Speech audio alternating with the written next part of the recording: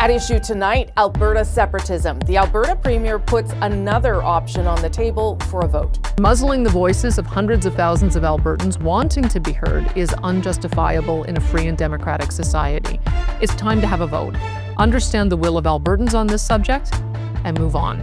So what will this new question mean for Alberta's future in Canada, and what's been made of how Danielle Smith is dealing with all of this? I'm Rosemary Barton, here to break it all down tonight. Chantal Hébert, Andrew Coyne, and Althea Raj. Good to see everyone. So this is now sort of a third option, I guess is the way to describe it, that Danielle Smith has put on the table.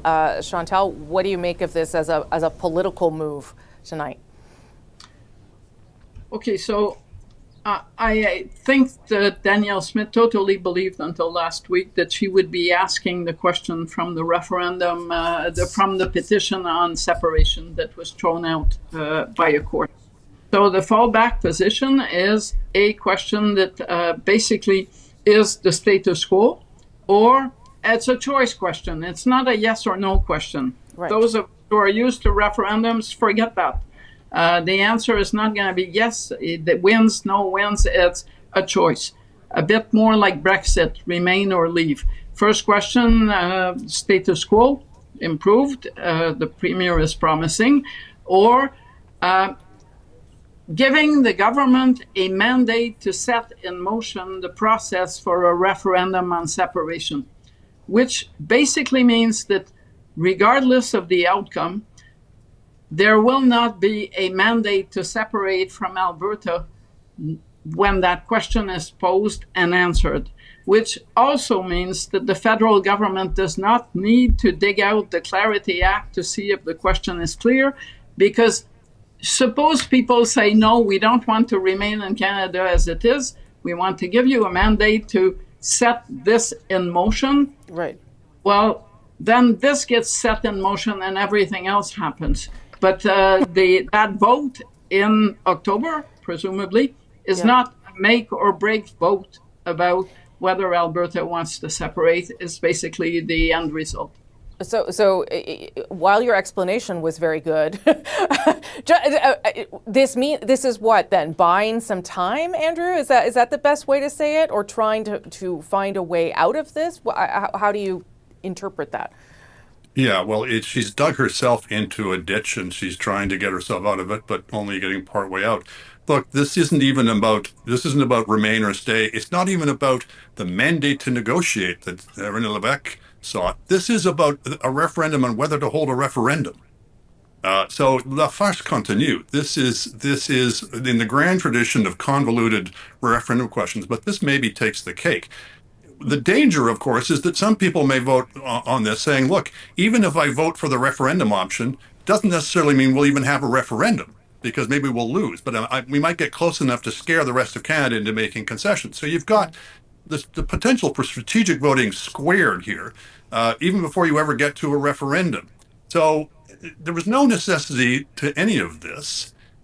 There's no binding requirement, which he refers to commence the legal process under the Canadian Constitution to hold a binding referendum on whether to separate. There's no constitutional process for a referendum or for separation at all. The Constitution doesn't mention either of those. No. There are things about what you can't do. You can't violate people's treaty rights, for example. But this is all basically made up hokum to get her out of a problem that she got herself in with, because half of her party, if not more, are separatists. She's been riding that tiger, and oftentimes, as it said, people who try to ride on tigers end up inside them. And so she's trying to avoid that fate by basically putting the province through this ridiculous ordeal, and the country as well. So, but is it a smart way to get out of having to have a referendum about separation, or is it none of those things, Althea? I guess it depends whose perspective you take. If you're Danielle Smith, this is a good way to get out of a jam, in the sense that if she didn't put a referendum question to Albertans in the fall, there is a huge chunk of her caucus, as Andrew mentioned, not her caucus, her party, pardon me, that was actually threatening to have a non-confidence vote in a special meeting later this summer. So You can see that she's in a bind and she's trying to find a way out, but it's incredibly messy. I mean, the most honest thing would have been, frankly, to call an election over like having a mandate from the public to have a question like that put to the electorate. Instead, she comes out with a strong defense of Alberta's place in Canada, but also a very different view of the province's place vis-a-vis the federal government in our constitution, a very, I would say, revisionist version of the Federation. And when you couple that with the other questions that are going to be placed to voters in Alberta in October, a lot of constitutional questions, you know, working with the other provinces to abolish the Senate, working with the other provinces to make sure that you could say no to healthcare funding, for example, but still get cash from Ottawa. She wants constitutional reform at the same time as she's saying that that's not really, you know, she's not after breaking up the country. I do think it has the potential to create greater chaos, and Andrew mentioned it, but you know, in 1995, and Chantal wrote a book about this, a lot of people voted yes because they wanted to send a message to Ottawa, and I think this is a first step to many, many more problems down the line. There's also this bogus arithmetic where she says this respects the will of the 700,000 people who signed these two petitions. Well, the 400,000 people who voted, who signed the Forever Canadian petition, never wanted to have also have a question on whether to hold a referendum on separation. And the people who voted for the referendum question didn't want to have a question on whether to stay Canadian. And never mind even those people, there's probably 2 million people or more in Alberta who don't want to have a referendum on either subject. Where are they being represented in all this? Chantal. Well, stepping back from all this, the good news is if you ask Quebecers today, with the Parti Québécois leading in the polls, a referendum question on do you want a referendum, it would lose squarely. There is no appetite for it, and I suspect that the majority vote in Alberta is going to be, no, we're not interested in having this referendum. But if you're going to go down, I'm kind of have mixed feelings about the notion that Premier Smith's view of federalism is out of sync with reality, in the sense that when I read it, excuse me, I'll be testifying to my age, but it looked to me like Joe Clark's vision of a community of communities, and a debate that we've been having for 50 years about what the federation is. Is it a strong central government?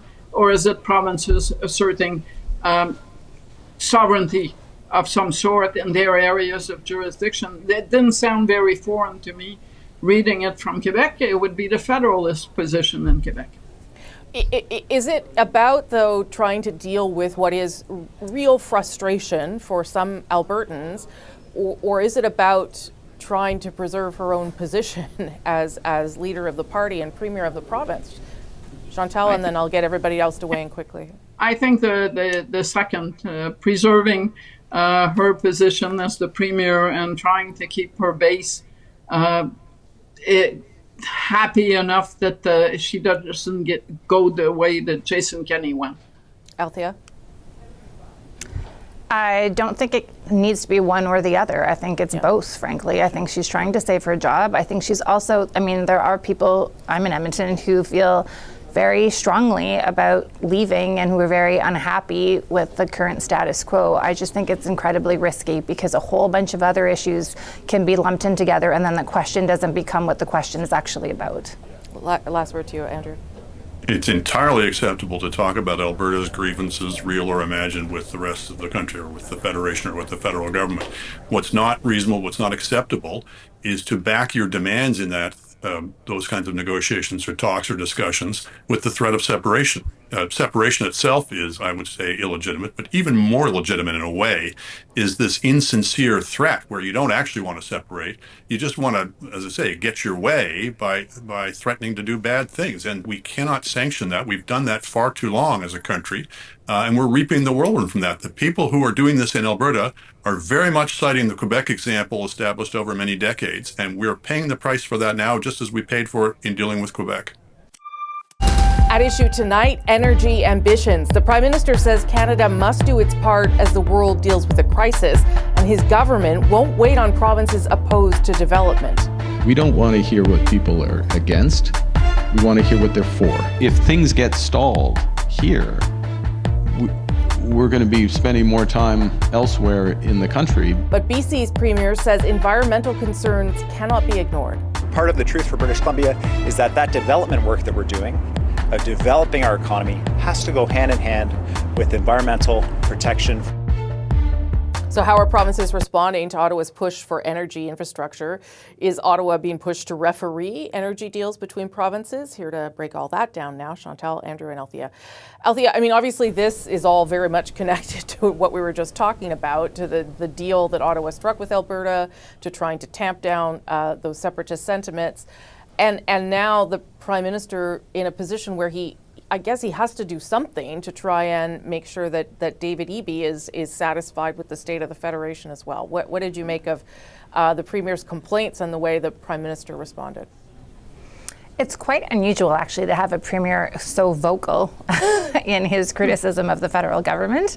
But I think he had a point. You know, like when the federal government spends that much time placating a province that makes a lot of noise because of sovereigntist elements, it kind of means that the provinces that are behaving properly or positively with the federal government feel like they're getting short shafted, and you know that's what Premier Eby was saying. Also, Premier Eby is also going to be facing a tough re-election bid, and he needs to have some wins, and it's not clear that the Prime Minister seems sensitive to that, or as sensitive to that as he is to Premier Smith's wishes. And some of the things are hard, no lines for NDP supporters in British Columbia, who happen to also be, in some cases, federal Liberal supporters. And so I think it's interesting. It's also interesting that the Prime Minister's yardsticks keeps moving, so I can understand a frustration from a province like British Columbia where they're not actually sure what the move is. But similarly interesting is the Prime Minister's kind of slap down of that criticism, because of course you can be for something but also frame it in a critical lens, and clearly everybody wants to be singing from the same songbook. At least that's what the federal government wants, and it does not want to be publicly criticized. Yeah, I mean, those comments, Andrew, that the Prime Minister made about saying, if you're not going to work with us, then we'll find someone else to work with. I'm not sure that those are politically the smartest questions, but I understand why he might say that. What did you make of how that meeting unfolded? Well, I can sympathize up to a point with Premier Eby that the Prime Minister's approach to Alberta and the Prime Minister's approach, at least present with the BC, are simply studying contrasts, the emollients with which he's been trying to make concessions to the government of Alberta versus my way or the highway with the Premier. And I certainly sympathize with him when he says it cannot be that we're going to reward bad behavior of that kind. I think he used the exact phrase, bad behavior, or the threat of separation. Using the threat of separation to get what you want. The Premier, however, has a bit of a short memory, because it wasn't so long ago that premiers of British Columbia were using unconstitutional assertions of powers, were taking advantage of unlawful blockades to prevent a pipeline from being built through their province. So that's bad behavior of a different kind as well. So what's common to both of them is we've got provinces that are willing to step outside the normal rules of law and engagement and constitutional processes to push and get their way, whether it's to get a pipeline built or to stop a pipeline from being built. And neither of those types of tactics should be allowed to succeed. Chantal. And on the other hand, you have a federal government that is basically exempting itself from a bunch of laws and regulations to push through its pet projects or those that it decides to shepherd. I was curious about this notion that if BC stalls were going to be looking or working with other provinces, because one, if you're going to get a pipeline to the Pacific Ocean, there is only one province that can. So, there is. Yeah, sure. Feel free to look elsewhere, but there's not going to be a pipeline. But the other issue is, of all of the projects that are being discussed between the federal government and the province of British Columbia, only one seems to be a major issue. There's an LNG development, there are mines. And so is the message here, if you don't do my pipeline bidding, I'm going to myself stall on every other project, which kind of sounds like blackmail. I'm not sure it was politically very effective. It did sound great in that room of business people. Sure. But when you think it through, you think, okay, so you're going to go somewhere else? Well, then there won't be a pipeline to the Pacific Ocean is basically what you're saying. Yeah, I mean, some of that whole conversation and the things that were said in the room, Althea, did make me wonder, with all due respect to the Prime Minister, whether he gets what's unfolding sort of in front of him, for all his strategic acumen on the business side. There's a lot of things, a lot of moving parts here. Oh, I think the Prime Minister gets what's happening. I think that, there's lots that we're not privy to because it's happening behind closed doors. The Prime Minister has said very clearly that British Columbia is to share parts of the profits. I'm assuming there are negotiations happening around that. Premier Eby has put a red line on the tanker ban, for example. He does not want to see that lifted. Federal government seems open to southern route, but is not ruling out a northern route. So I think it's about public positioning on other things happening behind closed doors more than anything else. Yeah. I think there's other questions. Port infrastructure, for example. We talked about the whales last week, but I love whales, so I'm going to mention it again. I think he's very savvy on those things. I think where there may be more of a blind spot is like on him insisting that they're going to meet their net zero by 2050. Yeah. That does not seem like it's going to happen whatsoever. I also think that it's kind of hard to take the Prime Minister at its word when he goes against he put things in the budget, for example, in November of 2025, just 6 months ago, and now is totally revisiting them. So I think that the premiers know this, and they know that they need to get something much firmer in hand, and that the Prime Minister is perhaps more flexible than he says or hints publicly. At issue, Canada-U.S. trade tensions. With the CUSMA review deadline fast approaching, the U.S. is pausing a bilateral group focused on defense cooperation that dates back to the Second World War. The PM says there's no cause for concern. I mean, it has a long heritage, but I wouldn't overplay the importance of this. We have many aspects of very close defense cooperation with the United States. But this move comes as the White House points to unfair trade practices as the reason for the delays on a key bridge from Windsor to Detroit. So where do things stand between Canada and the U.S. right now? Are trade tensions escalating? Let's bring everyone back. Chantal, Andrew, and Althea. Andrew, why don't I start with you? This defense board, I mean, I think the Prime Minister's right. We shouldn't overstate the importance. But I also think that when the U.S. does things and says, we don't think Canada's spending enough money, we aren't going to be here, that is cause for concern, that there's some part of what the message that the federal government is putting forward to the United States is not resonating, or they frankly don't care. What did you make of that? Yeah, I mean, the Permanent Joint Defense Board on Defense has not met since 2024. Yeah. But it is symbolic. It is part and parcel of the whole post-war defense arrangement between Canada and the United States, which has been going on for 80 years and is very close and very tightly integrated. So they haven't pulled the plug on all that. We haven't abolished NORAD or anything, but they're certainly trying to send a signal.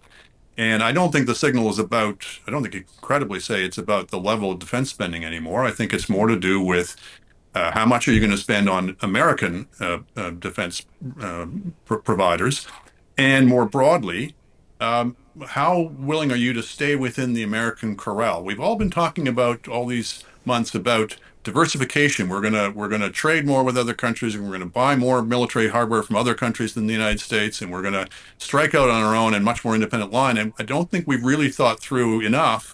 What do we do if the Americans say we're not going to let you? If you try to trade more with China, we're going to punish you. If you try to diversify your procurement sources for the military, we're going to punish you if you do that. So we've got to have, figuring out step 4, 5, 6, and 7 in this process rather than just the first couple of steps. Yeah, I mean, I wouldn't say things are getting worse, but I also wouldn't say, Althea, things are getting better in terms of where this is headed. Well, the rhetoric from the Americans has escalated. There's no doubt about that. And possibly it's about trying to get Canada to come to the table, which it does not want to or seems in no hurry to do for its own strategic reasons. Perhaps it's about the F-35 purchase, which still hasn't yet been decided, and the government is looking elsewhere. But I do think it kind of raises an interesting challenge for the Americans. At the one hand, you have the president continuously saying that they need absolutely nothing from Canada. They don't need our lumber, they don't need our oil, they don't need our cars. And on the other hand, they're also expressing quite publicly in terms of documents that they've released that they see a role for Canada to be a strategic, stronger North American partner, kind of in the view that we had with Harper and Obama when we had the Security Prosperity Partnership, like continental defense and further integration. Well, one hand, it's like they don't understand how Canadians will react. If you're saying you don't need us at all, of course we're going to look elsewhere. But then if you're also saying at the same time, but you want us to integrate more, these two things don't compute together. And that is a challenge from, I think, the American standpoint, but also for Canadian lawmakers to explain to us, the public, like, if you've conditioned us to think that this is a rupture and we need to look elsewhere and we cannot bend to the American will, then would we want to sacrifice, bending on critical minerals and access to strategic, things of strategic interest to the United States? That's going to be a real challenge for this government. Chantal? If you wanted to convince Canadians that the government is incompetent and not doing what it needs, possibly you should have picked something other than defense, where the government has actually distinguished itself by increasing defense spending. I think we waste a lot of time trying to find coherence in what the Americans are trying to do to us. I noticed that this week they're at the Greenland thing again. And every time that they do what happened this week, they reinforce support for Mark Carney's line about not rushing to negotiate, because why would you negotiate with people like that? Who set lines in the sand and then step all over them to say you're not meeting my line in the sand, when the mayor of Windsor is basically saying, do not give up anything because of that bridge thing. You know that something, if it's called a strategy, is kind of not working.